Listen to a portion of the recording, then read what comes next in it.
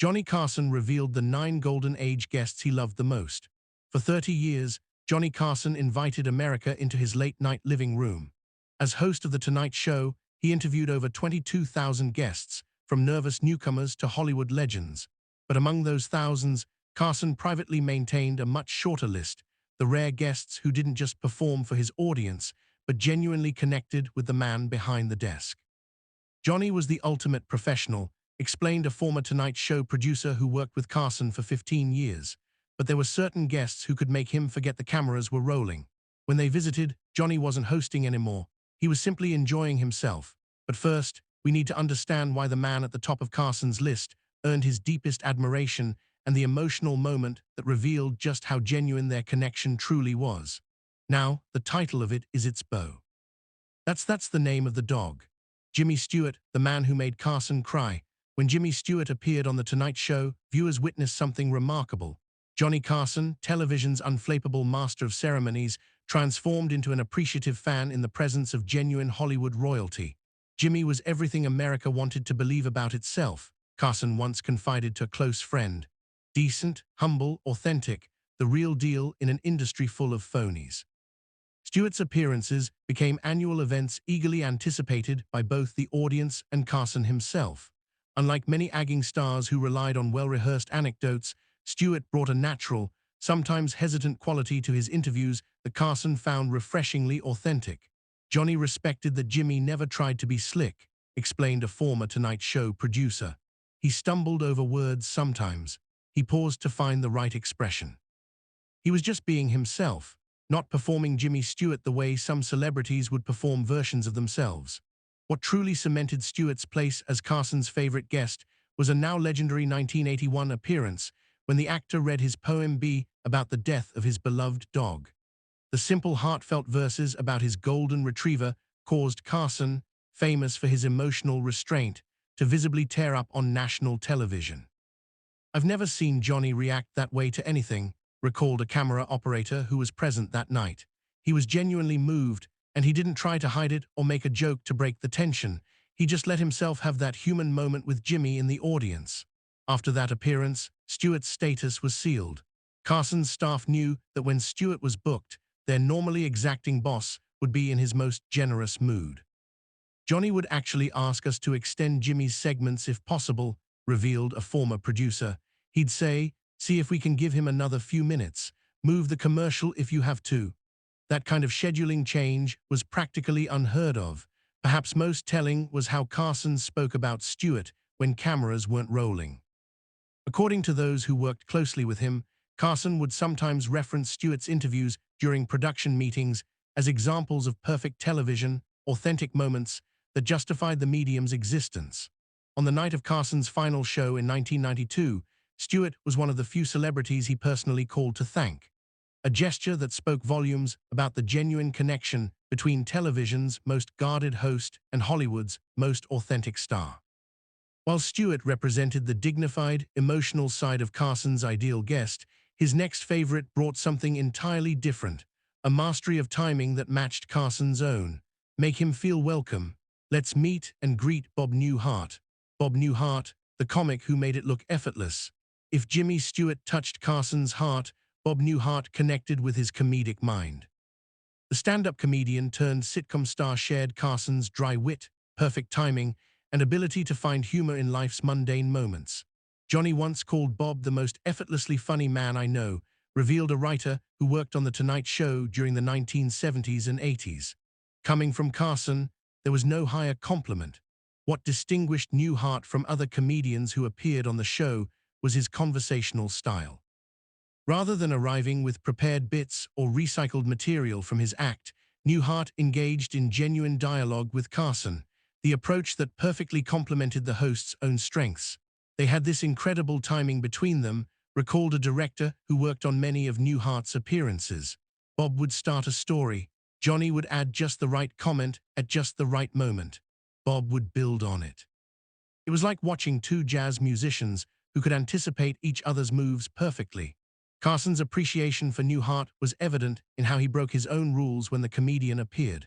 Normally strict about keeping segments to their allotted time, Carson would frequently let Newhart run long, sometimes even asking producers to extend his segments at the expense of other guests. If Bob was on a roll, Johnny would just let him go, confirmed a former producer. He'd make the stretch-it sign to the control room, which was his signal to delay the commercial break. With most guests, he'd be counting down the seconds until they were done. With Bob, he never wanted it to end. What Carson particularly appreciated about Newhart was his humility. Despite his enormous success, Newhart never arrived with an entourage or special demands. He treated crew members with respect and seemed genuinely grateful for the opportunity to appear on the show. Johnny couldn't stand prima donnas, explained the producer. Bob was the opposite. He'd chat with the pages, thank the makeup people, remember the names of camera operators he'd met years earlier. Johnny noticed those things. Their professional relationship eventually evolved into a genuine friendship, with the two men occasionally golfing together, a clear indication that Carson, famous for keeping his private life separate from his professional world, truly enjoyed Newhart's company. If Johnny invited you to play golf, that meant he actually liked you as a person, not just as a guest, noted a longtime friend of Carson's. Bob was one of the very few celebrities who crossed that line. While Newhart represented the subtle intellectual comedy Carson admired, his next favorite guest brought something entirely different: spontaneity and unpredictability that kept Carson on his toes. Would you welcome Burt Reynolds? Burt Reynolds, the perfect partner in crime. When Burt Reynolds appeared on The Tonight Show, viewers knew they weren't just watching an interview. They were witnessing a friendly competition between two men who genuinely enjoyed trying to one-up each other. Burt gets the game, most guests don't. Carson reportedly told a producer after a particularly memorable appearance by the mustachioed movie star. Reynolds, at the height of his fame in the 1970s, understood something crucial about television that many other celebrities missed: that the host-guest relationship worked best as a playful partnership rather than simply a promotional opportunity. Johnny loved that Burt came to play not just to plug a movie, explained a former Tonight Show writer. Most stars arrived with talking points from their publicists. Burt arrived with water pistols hidden in his jacket. Their legendary prank wars became a recurring highlight of Reynolds' appearances. In one infamous incident, Reynolds surprised Carson by hitting him in the face with shaving cream during what was supposed to be a serious discussion about an upcoming film. Rather than being annoyed, Carson was delighted by the ambush. According to staff members present, he laughed harder off camera than he did for the audience, genuinely appreciating Reynolds' willingness to shake up the normally predictable talk show format. Johnny loves surprise. Real surprise, not the fake "I didn't expect that" question moments most celebrities rehearse, noted a director who worked on many of Reynolds' appearances. Burt was one of the few guests who could genuinely catch Johnny off guard, and Johnny respected that enormously. What Carson particularly appreciated was Reynolds' ability to take a joke as well as dish one out. When Carson would make quips about Reynolds' failed movies or his high-profile romantic relationships, the actor would laugh along genuinely rather than showing the thin-skin sensitivity common among Hollywood stars. Johnny had a test for whether he truly liked a celebrity, revealed a longtime producer. Could he tease them without them getting offended? Burt passed that test with flying colors. Not only took the jokes well, he encouraged them.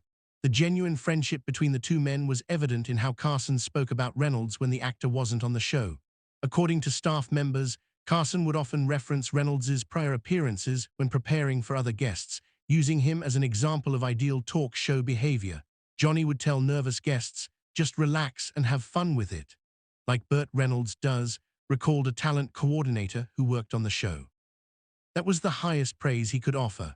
While Reynolds represented the playful, unpredictable energy Carson enjoyed, his next favorite guest brought something entirely different: intellectual depth that allowed Carson to show a side of himself rarely seen on television.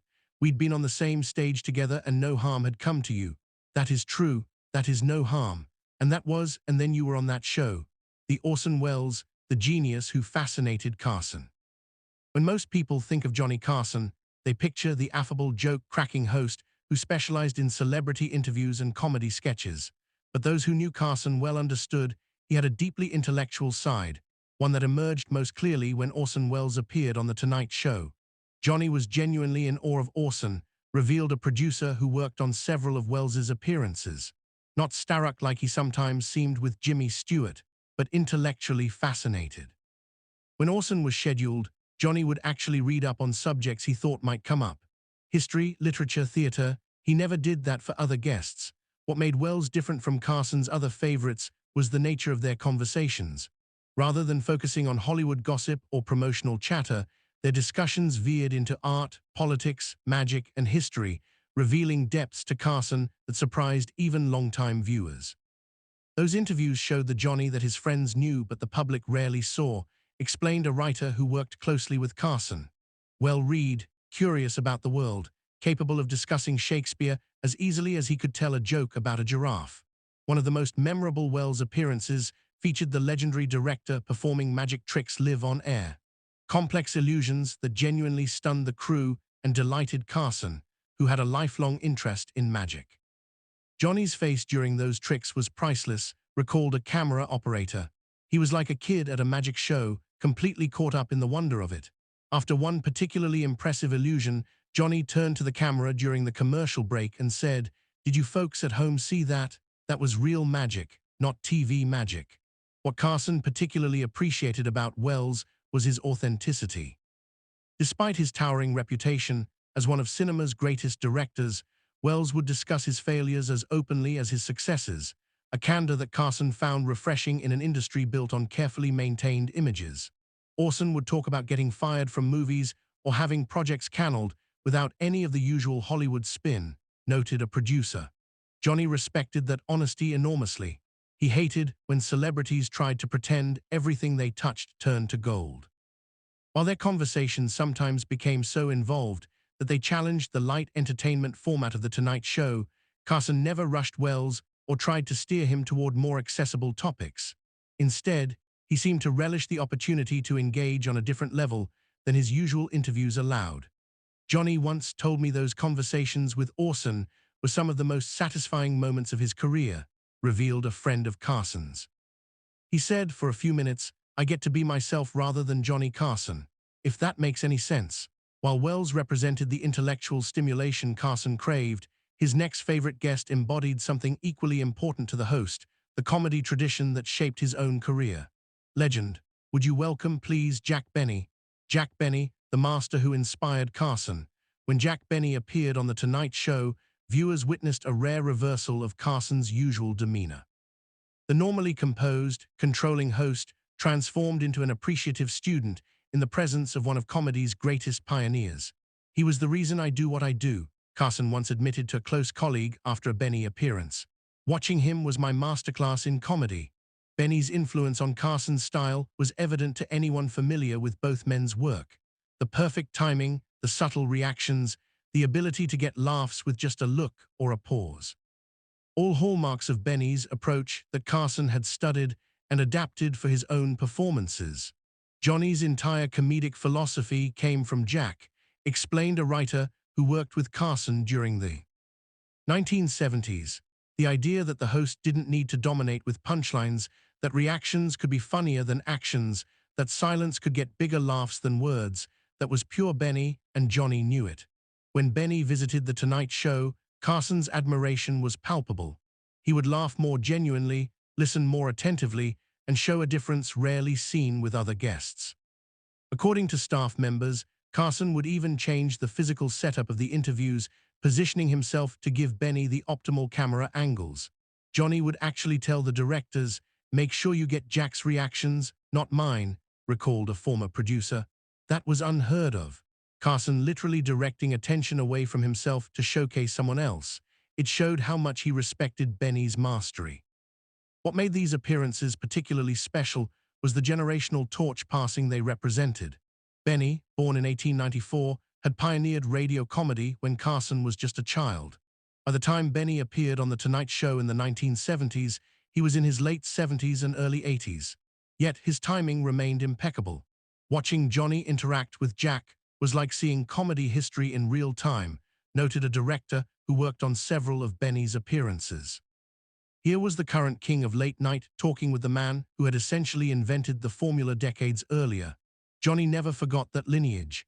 Carson's respect for Benny extended far beyond their on-air interactions.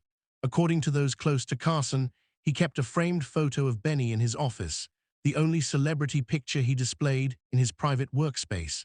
That photo said everything about who Johnny admired most, explained a longtime friend. Not the biggest stars of the moment or even his own image, but the man who had shown him what television comedy could be at its best. While Benny represented Carson's comedy lineage, his next favorite guest brought something equally valuable, authentic warmth that made every appearance feel like a genuine reunion rather than a professional obligation. It can't be possible that it was 1967 when Harvey, Vicky, Lyle, and I stepped on the stage for the first time. Carol Burnett, the guest who brought sunshine. When Carol Burnett appeared on The Tonight Show, something remarkable happened. Johnny Carson, television's most controlled performer, would visibly relax. His shoulders would loosen, his smile would widen, and the invisible barrier he typically maintained between himself and his guests would momentarily disappear. Carol brings sunshine to the stage, Carson reportedly told Ed McMahon after one of Burnett's many appearances. What distinguished Burnett from other regular guests was the natural chemistry she shared with Carson. Unlike the slightly formal rhythm of most Tonight Show interviews, their conversations flowed with the easy familiarity of old friends catching up. With most guests, Johnny was clearly the host, and they were clearly the visitor, explained a director who worked on many of Burnett's appearances. With Carol, it felt like two equals just enjoying each other's company. The audience could sense that difference immediately. Burnett was one of the few performers Carson allowed to go completely off script during appearances.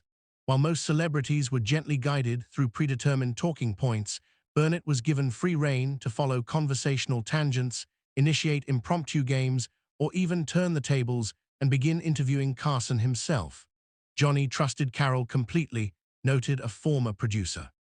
He knew she understood television timing as well as he did, that she would never embarrass him or the show, and most importantly, that whatever spontaneous direction she took would be entertaining. That level of trust was incredibly rare. What Carson particularly appreciated about Burnett was her complete lack of pretension. Despite her enormous success with The Carol Burnett Show, she arrived at The Tonight Show with minimal entourage, no special demands, and genuine appreciation for the crew members who made the production possible. Carol would remember the names of camera operators and makeup artists she'd met years earlier, recalled a longtime staff member. She'd ask about their families and actually listen to the answers. Johnny noticed those things and valued them enormously. The genuine affection between them was evident in how Carson broke his own rules when Burnett appeared. Typically strict about keeping segments to their allocated time, he would frequently extend her appearances, sometimes even bumping other guests to give her more airtime. When the producer would signal that it was time to wrap up, Johnny would sometimes just wave them off if Carol was in the middle of a good story, explained a former director. That almost never happened with other guests, no matter how famous they were. Perhaps the most telling evidence of Carson's fondness for Burnett was how frequently he mentioned her when she wasn't on the show. According to staff members, Carson would often reference Burnett's previous appearances when preparing for other guests, using her as the gold standard for talk show behavior. While Burnett brought warmth and spontaneity that Carson treasured, his next favorite guest offered something equally valuable. Authentic masculinity without the Hollywood pretense. Never another series. And here you are back with a weekly series. Yeah, well, I thought I could play golf every day, and you know it gets James Garner. What a movie star should be. When James Garner settled into The Tonight Show Kuch, viewers witnessed a rare type of celebrity interview, one that felt like eavesdropping on two regular guys talking rather than a promotional appearance by a movie star. He's what a movie star should be, and most aren't, Johnny quipped to a producer after one of Garner's many appearances. What Carson appreciated most about Garner was his complete authenticity. Unlike many Hollywood leading men who seemed to be performing even when the cameras weren't rolling, Garner brought a natural, unpretentious quality to his Tonight Show visits that Carson found refreshing. Johnny could spot a phony from a mile away, explained a talent coordinator who worked on the show for many years. James was the opposite of phony. What you saw was exactly what you got, whether cameras were rolling or not. Garner's stories about Hollywood had a distinctively grounded quality. When he talked about Making the Great Escape or his experiences on Maverick, he focused on the human moments rather than self-aggrandizing tales, the practical jokes between takes, the friendships formed with crew members, the mistakes and mishaps that rarely made it into official Hollywood narratives. James talked about being a movie star the way most people talk about their office jobs, noted a writer who worked on several of Garner's appearances. He described Steve McQueen throwing a tantrum the same way someone might talk about a difficult sea orca, with a mix of affection and exasperation, but no reverence whatsoever. This down-to-earth quality extended to how Garner handled himself off camera as well. According to numerous staff accounts, he arrived with minimal entourage, made a point of thanking crew members, and treated everyone from the pages to the producers with the same respectful attention. Johnny valued that kind of behavior more than most people realized, revealed a longtime producer. He paid close attention to how guests treated the staff when they thought no one important was watching. James passed that test with flying colors every time.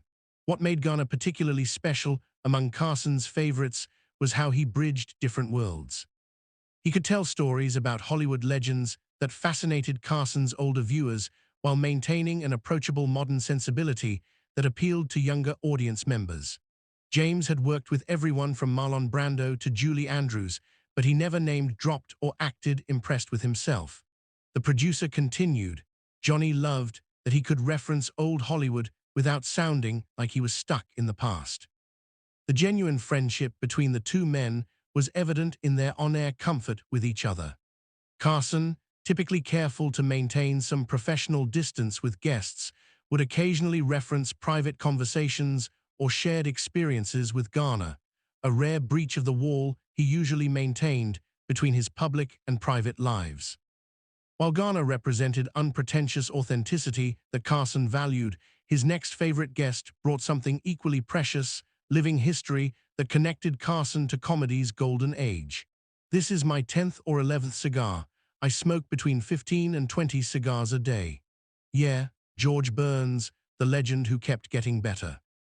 When George Burns appeared on The Tonight Show, particularly in his later years, viewers witnessed something extraordinary. Johnny Carson, television's unquestioned king, treating his guest with the deference normally reserved for visiting royalty. At 80, 90, and eventually over 100 years old, Burns represented something Carson deeply respected. Longevity in a notoriously fickle business and the living connection to vaudeville, the entertainment tradition that had shaped Carson's own comedic sensibilities. Johnny would actually get nervous before George's appearances, revealed a producer who worked on several of Burns' visits to the show, not because he was worried about the interview going badly, but because he had such enormous respect for George's place in comedy history. It was like watching a concert pianist prepare to play for Mozart. What made Burns unique among Carson's favorites was how he improved with age. While many older performers relied on recycling past glories, Burns continued to evolve his act well into his 90s, bringing fresh material and sharp observations to each appearance. Johnny used to say that George was the only person in Hollywood who got funnier as he got older, recalled a writer who worked on The Tonight Show during the 1980s. He'd say, most of us peak and then hang on. George just keeps climbing. Carson's respect was evident in how he conducted these interviews. Typically the master of his domain, who gently guided conversations where he wanted them to go. With Burns, Carson would often simply ask a question and then lean back, giving the comedy legend complete control of the segment. Johnny would sometimes go 2 or 3 minutes without saying anything when George was on a roll, noted a director who worked on many of Burns's appearances. For Carson, who typically jumped in every 30 seconds with most guests, that was extraordinary. He knew great comedy when he saw it, and he wasn't going to interrupt it. Burns himself recognized the special treatment he received. In his autobiography, he wrote, "If Johnny Carson likes you, you're bulletproof in this business. And for some reason I can't explain, Johnny always liked me." The reason, according to those who knew Carson well, was simple. Burns embodied the professionalism, timing, and dedication to craft that Carson valued above all else. George never missed a beat, never flubbed a punchline, never forgot where he was going with a story, explained a longtime producer. Johnny, who prided himself on those same qualities, saw Burns as the ultimate example of what a comedian should be, someone who made incredibly difficult work look effortless. Perhaps most telling was how Carson treated Burns during commercial breaks. According to crew members, Carson, who typically used these moments to confer with producers or prepare for the next segment, would remain fully engaged with Burns when the cameras weren't rolling, often asking him questions about performers from the 1920s and 30s who had influenced Carson's own development. Johnny was getting a private masterclass in comedy history during those breaks, noted a camera operator who witnessed many of these interactions, and he treasured every minute of it. While Burns connected Carson to comedy's roots, his final favorite guest represented something equally significant, female comedy pioneering that paralleled Carson's own television innovations. He's a fine pro. I like pros. Yeah, I like pros that show up. Lucille Ball, television royalty. When Lucille Ball appeared on The Tonight Show, two television pioneers shared the stage, each having transformed the medium in their own way. While Carson had reinvented late-night television, Ball had revolutionized the sitcom format a generation earlier. She's royalty, Carson told his audience during Ball's appearance on his 10th anniversary special, a rare moment when he openly acknowledged his admiration for a guest.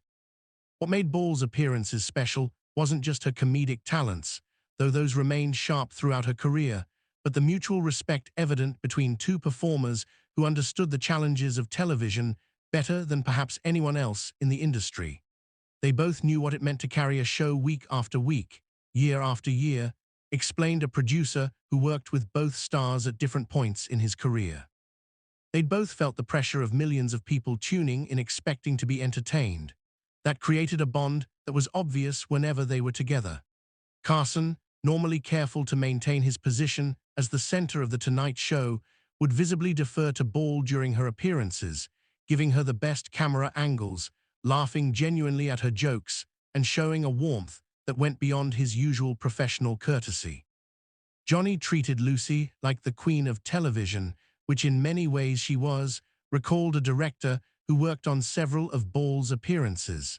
He would actually tell the camera operators before the show, "Make sure you get her reactions, not just mine." That was practically unheard of. One of the most touching moments between them came during a 1973 appearance when Carson surprised Ball with footage from her earliest screen test, material she hadn't seen in decades. According to those present, Ball was visibly moved, briefly tearing up before recovering with a characteristic quip. That moment revealed so much about their relationship, noted a former Tonight Show writer. Johnny knew exactly what would touch her without being exploitive, and Lucy trusted him enough to show genuine emotion rather than just her polished public persona. What Carson particularly appreciated about Ball was her pioneering role as a businesswoman in an industry dominated by men. As the first female head of a major television studio, Ball had broken barriers at Carson, who formed his own production company, deeply respected. Johnny once told me that Lucy was the smartest person in television, not just the funniest woman, but the smartest person, period, revealed a friend who knew both stars. He admired how she had navigated Hollywood as both performer and an executive when women weren't supposed to be either. The genuine affection between them was evident in how Carson broke his own rules when Ball appeared. Typically strict about keeping segments to their allocated time, he would frequently extend her appearances, sometimes even bumping other guests to give her more airtime. When the producer would signal that it was time to wrap up, Johnny would sometimes just wave them off if Lucy was in the middle of a good story, explained a former director. That almost never happened with other guests, no matter how famous they were. Perhaps most telling was how Carson spoke about Ball when she wasn't on the show. According to staff members, Carson would often reference her when discussing the challenges of television with other guests, citing her work ethic and resilience as models for the industry. Lucy represented everything Johnny valued in a performer, explained a longtime producer: talent without pretension, success without arrogance, and most importantly, the understanding that television was both an art form and a business, and you had to master both sides to truly succeed.